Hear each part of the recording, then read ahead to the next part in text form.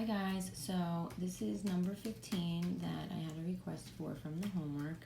This is what it looks like, which it is obviously not in standard form. So the first thing you have to do is put it into standard form. I'm going to start with my k squared. Instead of subtracting the k's and making it negative, I'm going to add the 3 so I could make it positive over here, right? So, you know, if you add 3k squared plus 3k squared, right? This will cancel, right? I have 4k squared over here, right, so far. Okay, now the negative 2k's on each side, that's going to cancel out, so you can get rid of those, right? And then if I add the 6 plus 6 plus 6, I have minus 25 Mr. equals Barry, 0. I did 30 right? minutes of already. Excuse me, my daughter's No, talking to her I teacher. have a 30. Okay, so now you'll notice for the quadratic formula, A is 4. The B, there is no B there. B is 0, right? There's no K. And C is negative 25, right?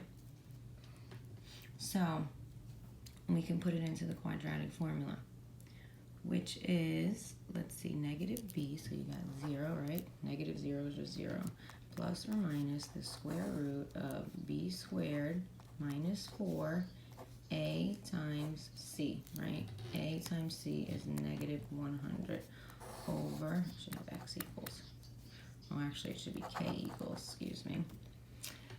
2 times A, 2 times 4 is 8.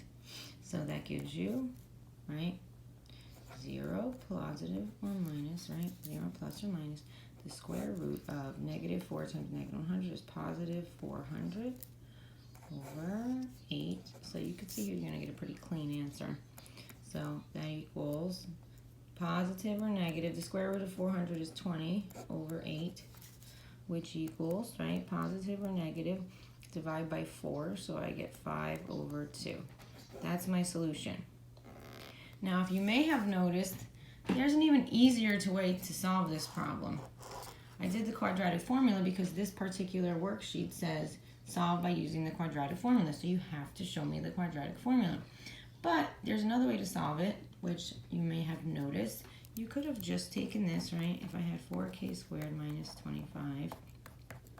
This is a difference of squares, right? Perfect square with a negative. So you could have factored this and you would get what? 2k plus 5, 2k minus 5, right? You set them equal to 0 and you would get k equals a positive and a negative 5 over 2. So any way you slice it, you're getting the correct answer. So that just goes to show that there are different methods to solving, but if it requires quadratic formula, then you got to go with the quadratic formula. All right, let me know if you have any questions. Have a good weekend.